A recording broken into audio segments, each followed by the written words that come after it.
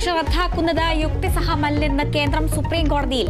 ലക്ഷക്കണക്കിന് വിദ്യാർത്ഥികളുടെ ഭാവിയെ ബാധിക്കുമെന്ന സത്യവാങ്മൂലം.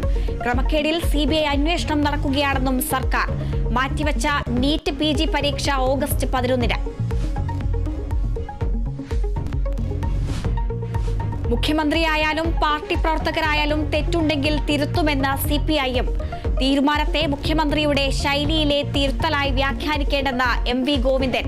അടുത്ത സംസ്ഥാന കമ്മിറ്റിയിൽ തീരുമാനങ്ങൾ ഉണ്ടാകുമെന്നും CPIM സംസ്ഥാന സെക്രട്ടറി. വലതുപക്ഷ അജണ്ടയ്ക്ക് തലവെച്ചു കൊടുക്കരുതെന്ന ബിനോയ് വിശ്വത്തോട് SFI. വഴിയിലിട്ട് കൊട്ടാനുള്ള ചെണ്ടയല്ല SFI എന്ന് AK ബാലൻ. തിരുത്തുക തന്നെ വേണമെന്ന ബിനോയ് വിശ്വം. ചെറിയ വീഴ്ചകൾ സംഭവിച്ചിട്ടുണ്ടെങ്കിൽ SFI തന്നെ പരിഹരിക്കുമെന്ന MV ഗോവിന്ദൻ.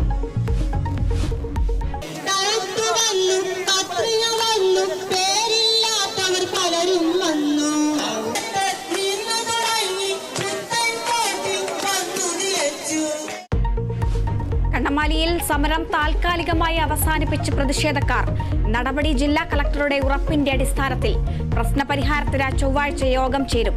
കടലാക്രമണം തടയാൻ ടെട്രോപോഡ് ഉൾപ്പെടെ സ്ഥാപിക്കണമെന്ന് പ്രതിഷേധക്കാർ. കേരള വിഷൻ ന്യൂസിന് പിന്നാലെ സംസ്ഥാനത്തെ റോഡുകളുടെ ദുരവസ്ഥ നിയമസഭയിൽ ഉന്നയിച്ച പ്രതിപക്ഷം.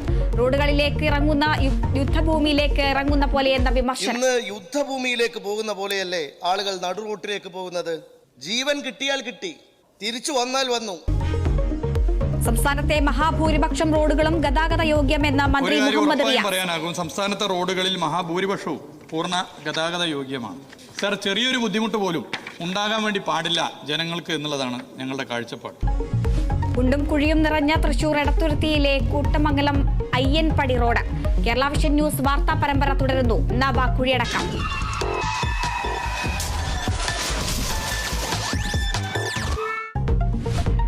ബ്രിട്ടനിൽ ലേബർ പാർട്ടി അധികാരത്തിലേക്ക്. തെരഞ്ഞെടുപ്പിൽ ഋഷി സുനക്കിന്റെ കൺസർവേറ്റീവ് പാർട്ടിക്ക് കനത്ത തിരിച്ചടി.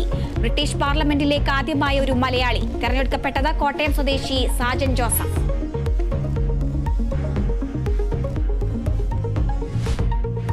പരസ്പരം പുകഴ്ത്തി തൃശൂർ കോർപ്പറേഷൻ മേയറും സുരേഷ് ഗോപിയും.